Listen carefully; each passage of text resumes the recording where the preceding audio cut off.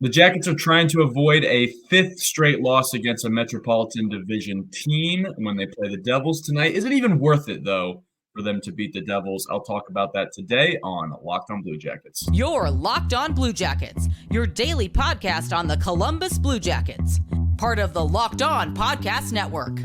Your team every day.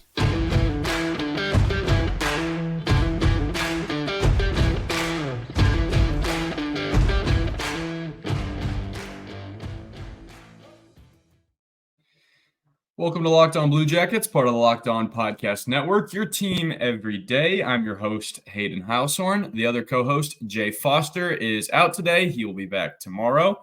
I am here to talk about the good, the bad, and the ugly of your favorite team and ours, the Columbus Blue Jackets. Before I get going, I want to say thank you to the everydayers for making this your first listen every day. Locked On Blue Jackets is free and available on all podcast platforms for free right here on YouTube and the Sirius XM app. Today's episode is brought to you by Gametime. Download the Gametime app, create an account, and use code LOCKEDONNHL for $20 off your first purchase. And as I said at the beginning of this one, Blue Jackets have lost 4 straight against Metro teams. They are playing the Devils tonight, who is actually the last Metro team that they beat, dating back to November 24th when they beat the Devils 2-1. In the Prudential Center, which was a great game.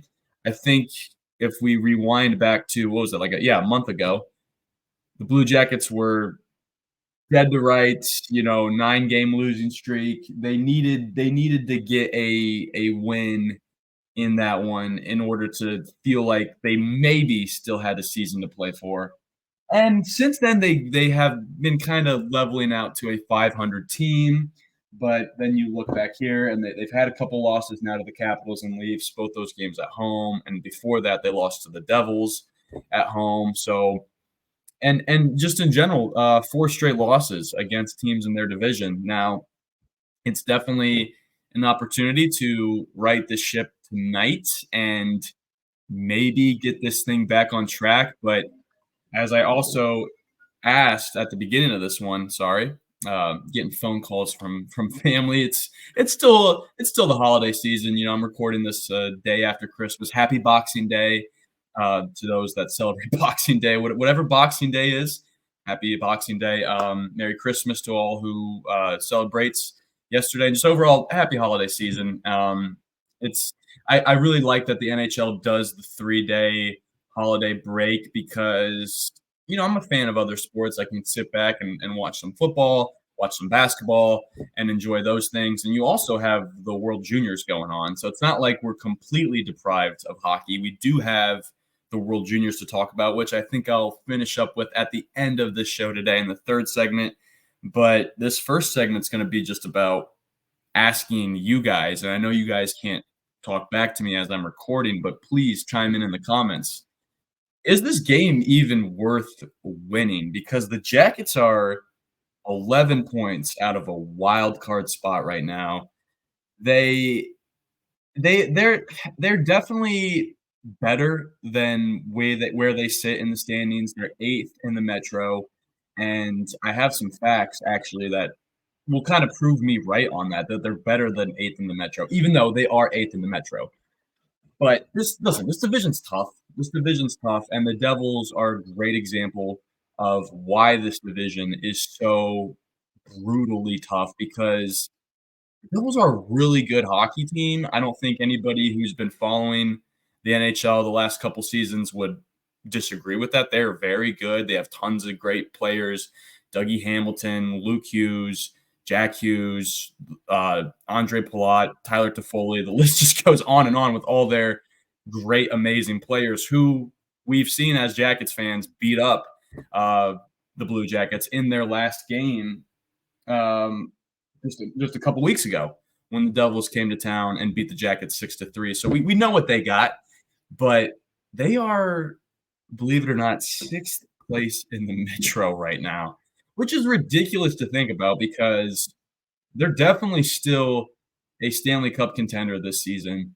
I have football in my mind, as I just talked about, so I'm going to do a football comparison on this one. They are the Buffalo Bills of the NHL, whereas the Buffalo Bills have all these Super Bowl aspirations. They have all these great players. They start the season really, really slow, don't even look like they're going to make the playoffs. And now, as we're later into the football season, they're coming back and they are going to likely be in the playoffs. That's kind of how I feel about the Devils right now.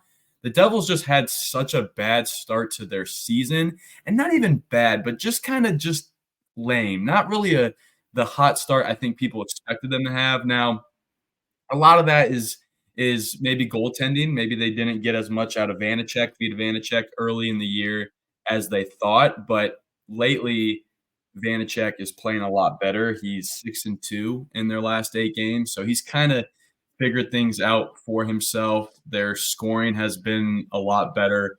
Tyler Toffoli ripped through the Jackets the last game. Jack Hughes ripped through the Jackets the last game. So I expect those same kind of suspects in tonight's game to really just be tough and put some pressure on the Blue Jackets D-core. Now, the last time the Jackets did play the Devils, they were without Damon Severson, who, of course, played for the Devils last year, was acquired via trade in the offseason.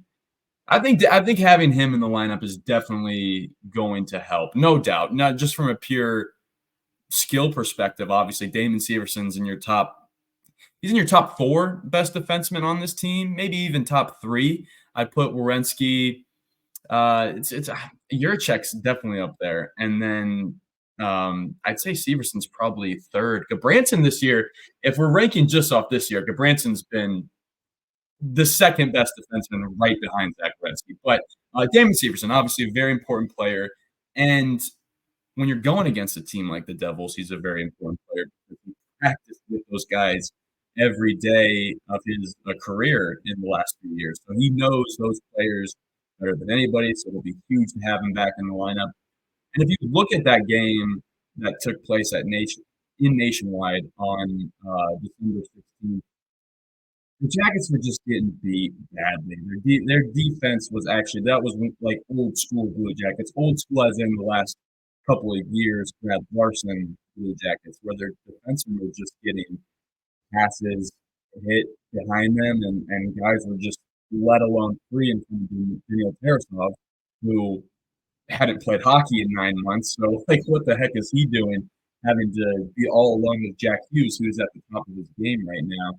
And, yeah, the Blue Jackets really shot themselves in the foot in that game, and I think they learned a very valuable lesson. You can't take the Devils lightly. Even though you beat them at the end of November, they still are a very tough team. And I believe one of their goal scorers that the Jackets had in that win at the end of November was Sean Crowley. And I think I'm right on that. I might not be right on that. But let me do incorrect. It was Boone Jenner and Eric Robinson, the 2 goal scorers in that game at the end of November. Blue Jackets, obviously, without Boone Jenner in this one, without Eric Robinson in this one, but before all that, without Sean Corrali in this one. Well, maybe. I'm not going to say that for certain. I am recording this on Boxing Day. You're listening this on Wednesday when the Jackets take on the Devils. Still no update from Aaron Portzline or Jeff Svoboda, the 2 kind of big writers that we like to follow here with this podcast, and as you guys should be following as a Blue Jackets fan. No update on whether Sean Crowley will be in the lineup, but I also haven't seen any transactions take place where the Blue Jackets have called anybody up from Cleveland. So that could be – it's going to be – I think Sean Crowley's probably going to play tonight, actually, is what I'm getting to here because, again, just haven't heard any updates, but they are practicing Wednesday morning and then flying out to New Jersey to play the game Wednesday night, which is kind of Major League Soccer style. That's what they do in Major League Soccer. They just fly out day of, play the game at night, and then fly back, I assume, immediately after. It's kind of a baller move out of them. And certainly after 3 days of rest, sure, why not? But maybe that plays into, I don't know. I don't know what that means. I've never done something like that. I've never been a professional athlete, so I don't know how hard it is to take a, hour and a half, 2-hour flight out east, get off the plane, and just go play a game. I'm assuming this is like routine for them, not really a big deal. But anyway, Sean Crowley could be in the lineup tonight, which is going to be huge because Crowley is really big on the penalty kill. And if you look at the Devils this year, that is the one area they have absolutely just exceeded in is their power play. Third best power play in the league behind only the Tampa Bay Lightning and the New York Rangers. So very dangerous unit on that front. The Devils power play got the best of the Jackets the last time they played. And I think that's definitely going to be a key to the game for the Jackets tonight. And I actually would like to get into more about how the Jackets can beat the Devils. And I'll do that next year on Locked on Blue Jackets.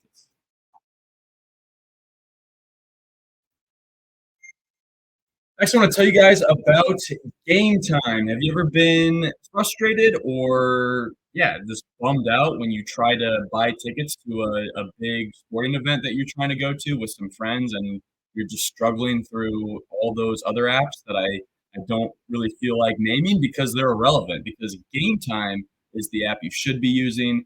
It's a super easy place to buy tickets. They have killer last minute deals. They have all in prices. They have views from your seat and the best price guaranteed. They really take the guesswork out of buying tickets. So I went to Madison Square Garden recently to watch the Duke Blue Devils play the Baylor Bears in a college basketball game. Bought my tickets with Gametime. They were phenomenal, great seats. I was even at the game looking up. It's just a fun app to use. It's just way better than all those other apps. I get on Gametime all the time. You get views from your seat, and it just gives you an idea of what you can expect when you show up. They have all in prices, as I said earlier. You're getting a great deal with no hidden fees.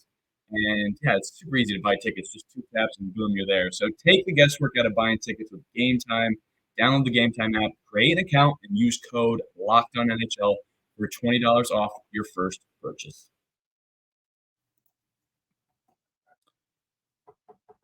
Okay, sitting here talking about this Devils and Blue Jackets matchup tonight, and the reason I posed the question, is it even worth it to win this one, is because I got the World Juniors on my mind. I got the World Juniors on my television. They just got the games going today, and Blue Jackets obviously have tons of guys playing.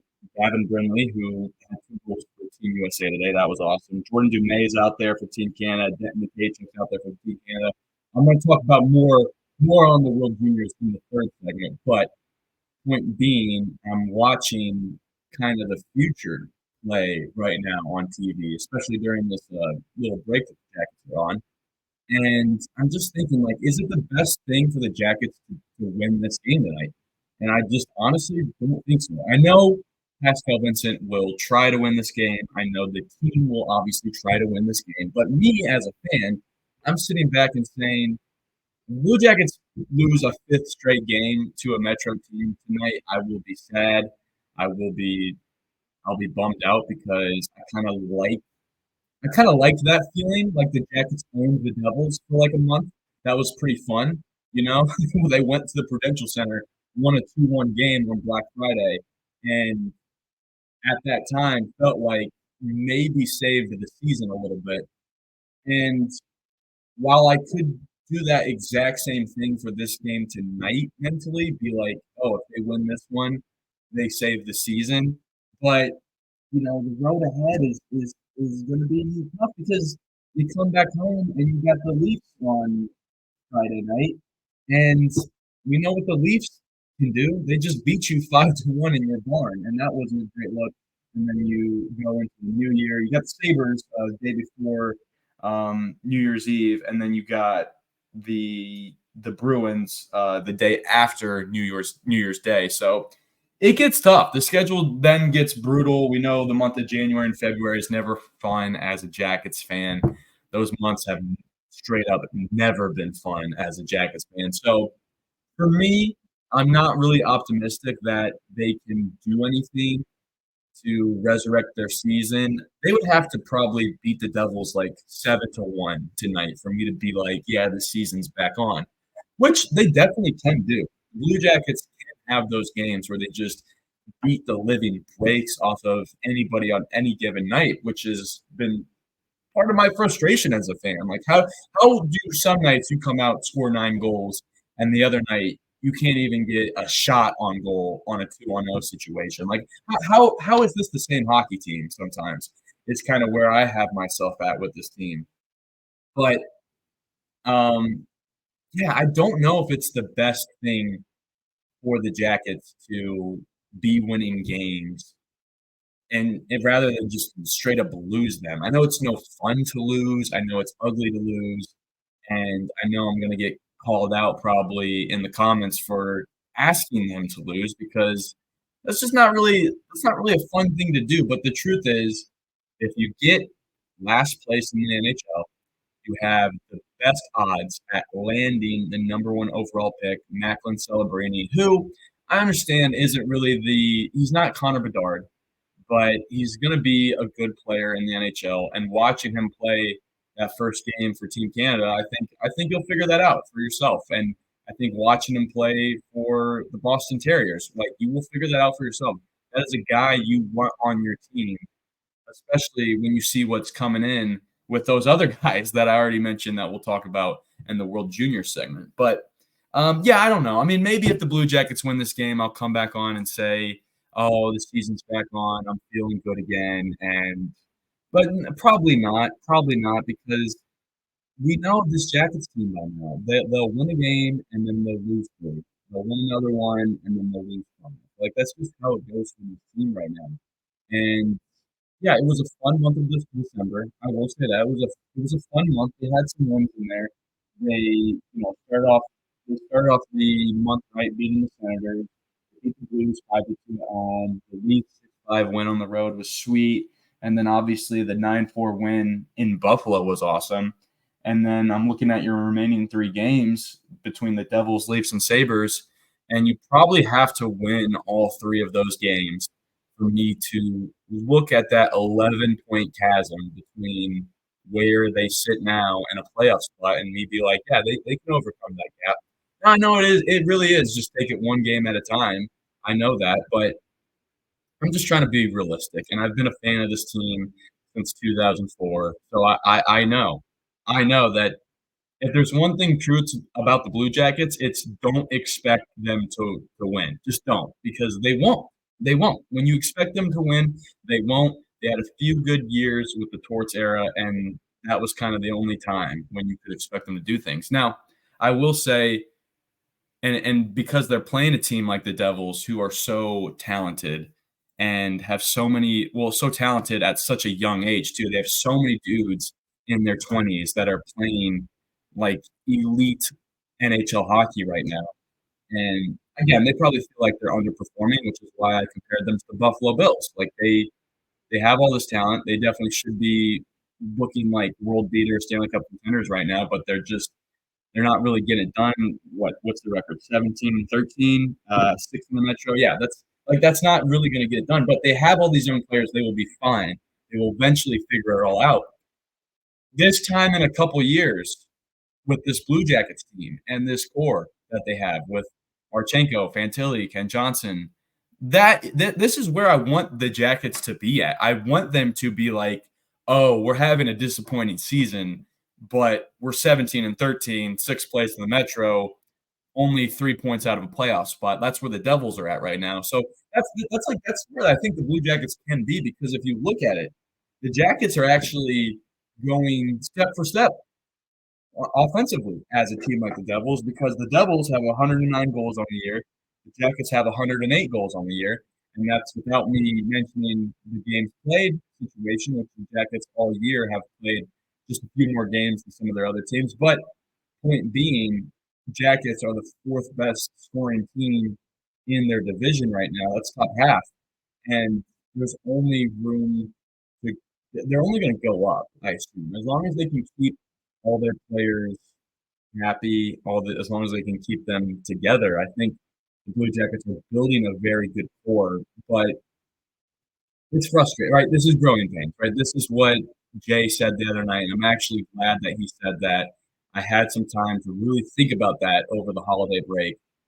Growing pains. That is what this team is going through, and as it sucks to watch, but it's also can be exciting at the same time, which makes this team um, unpredictable. They're straight up unpredictable, and if you can get some good value on them tonight against the Devils, you might want to play something because that could be very fun. All right, I want to talk about the World Juniors because again, I think Blue Jackets fans are going to love to hear what is going on out there in Sweden, where the 2024 IIHF World Juniors is taking place, and I'll do that next on Locked On Blue Jackets.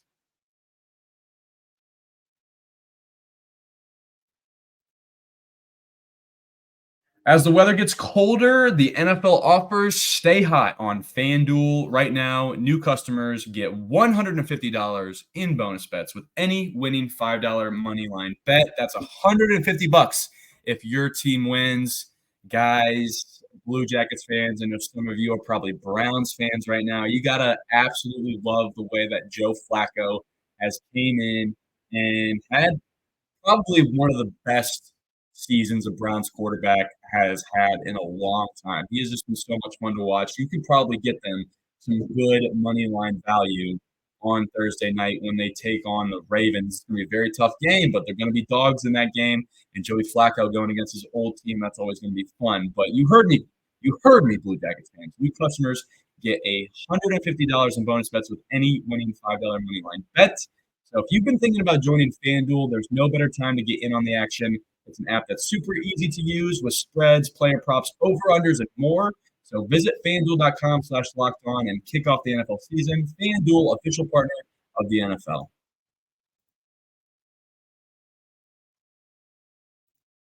All right, I want to talk about the World Juniors because they're going on right now. Team USA is going for their sixth title, which would break the tie with Finland for third. Both those countries have five. I actually thought Team USA had a lot more, but they have just five titles in this tournament. And Finland's got five. Russia has 13, and Canada has 20. Canada is also going for a three-peat right now. And if you look at the odds, which I got these somewhere other than FanDuel, I'm not going to plug them because we use FanDuel here, but Canada is your favorite at plus 285. And again, they got dudes like Denton Matejchuk, Jordan Dumais, and Macklin Celebrini. Very fun players to watch. Obviously, Dumais and Matejchuk already on the Jackets, or in the Jackets organization, I should say. Both those dudes, by the way, just tearing up uh, their junior league right now. Both of them are playing a game. Den Matejchuk is playing a game as a defenseman. He's actually above a point a game. He's got 35 points in 24 games with the Moose Jaw Warriors in the WHL. Jordan Dumais is crushing it over in the QMJHL. He has 47 points in 21 games with the Halifax Mooseheads. So these are the guys, right? Both of those players had a strong case to be on the Blue Jackets team this year. Instead, because of their age, they had to be sent down. They had to be sent back to juniors, and that's where they're at. Now they're playing at the World Juniors right now, which, for those who are maybe new here, this is like the biggest amateur hockey tournament in the world. There's no doubt about that. This is the March Madness of our sport, really, in terms of obviously the Stanley Cup playoffs are the best thing to watch in our sport, but the World Juniors is a close second. Very competitive hockey, tons of future NHL players, and the Blue Jackets already have a lot of them drafted and in their organization right now. Well, not in their organization because guys like Gavin Brindley, who's playing for Team USA, had 2 goals in that 4-1 win against Norway. Dude is awesome. That dude is unbelievable. Second round draft pick from this most recent draft by the Jackets. Playing at the University of Michigan right now. He's a point a game player with the Wolverines. And if you watch him play, I think a lot of people were like, oh, that dude was really good, but he had Adam Fantilli on his line. So it kind of makes sense why he was just lighting it up. But he's doing it on his own now again without Adam Fantilli. And now he's playing for Team USA. and he had 2 goals in their 4-1 win against Norway, which starts off the tournament for them on the right foot, trying to get out of Group B there. But if you watch him play, like, he knows exactly where to be on the ice. Like, I've watched probably I I've 30 or 40 different goals of his by now between his, year at Michigan and, his year at Michigan this year and World Juniors, and he just knows exactly where to be on the ice. And he's a natural goal scorer, really, is the best way I can describe him. Now, I do worry, um, about how that will translate to the NHL when he starts to see bigger, tougher NHL defensemen that really like to clog up that slot area, the low and high slot, which is where he thrives, right? Like he knows right when to be in those areas, right when the puck will stick, either coming from a teammate or he gets it there on his own. A lot of times it is coming from a teammate though, and he gets the puck on net, and a lot of times in the back of the net. He's so much fun to watch. And when he gets to the Blue Jackets organization, he is going to get playing time almost immediately because he's that good. And Adam Fantilli, obviously, he has a lot of chemistry with him already. But I'm gonna not try to rush things. I'm just gonna sit back, let him rep Team USA in the World Juniors, and root for them to try to get their sixth title and try to take back the trophy from, or take back the gold medal, excuse me. I think there's probably trophy, but the gold medal is what we call it.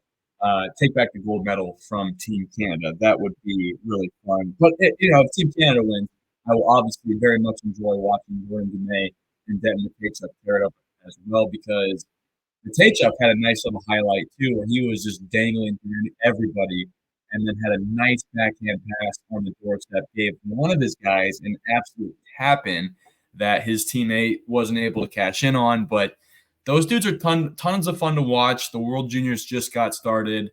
I'll be following along for sure. I don't have Team USA's schedule up in front of me, but nor do I even know where to watch the games at. So just terrible Hayden doesn't know puck moment there, but just trust me and do yourself a favor as a hockey fan. Turn on the IIHF World Juniors at any point, at any game. You're going to find a future NHL stud playing out there. And it's what's better? What's better? Yeah, like I know like there's rivalries in the NHL, but there's absolutely nothing like turning on a USA Canada game or a Finland Sweden game. Like those are the best games to watch, truly, in terms of passion. And yeah, I would encourage you guys to all do that. The games are taking place over in Gothenburg, Sweden, so a nice little Swedish home crowd there. And yeah, just a fun little thing to watch for those that don't already know that. All right, that's all I have for today.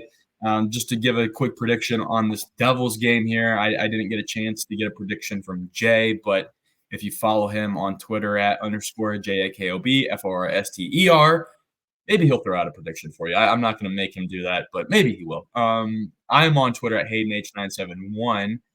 I will throw out I'm going to call a W. I'm going to call a W, and I don't know who the Blue Jackets are going to play because they've gone against only. They haven't faced Vita Vanacek this year. They've played Akira Schmid in both of their games. They beat him, you already know this, 2-1, and then lost 6-3 the other time. But if they go against Vita Vanacek, whoever they face, you know what? F it. 4-1 win, Columbus. I think the Blue Jackets have a Toronto Maple Leafs type game where the last game that they played in Toronto, where they went up there and just crushed them, ended up giving up 5 goals in the third period. Nobody saw that coming. I say that completely sarcastically because Blue Jackets love to blow a third period. But I think the Blue Jackets could get a win in New Jersey tonight. I definitely think they can. And you know what? I think they will. I think after a long break, I think they'll get their heads right. They'll come back. They'll win this one. They'll feel good about themselves. Some of the players that have been hot will stay hot. Chinikov, Marchenko, those guys have been fantastic for the Blue Jackets. That's just that Russian line. That Russian line alone is enough for me to turn on the TV every night and watch the Blue Jackets, and I get paid to do it, so I'm going to keep doing it. But anyway, thank you so much for listening to today's episode. Tomorrow we'll be breaking down the 4-1 win over the New Jersey Devils. I'm just going to say it, put it into the universe. As always, like I said, you can find me on Twitter at HaydenH971. Jay is on there at _JAKOBFORSTER. The show is on Twitter at LO_Blue Jackets. And if you have any comments, questions, or concerns, please direct those to us at LockedOnBlueJackets@gmail.com. Thank you once again for listening. And until tomorrow, make sure you stay locked on.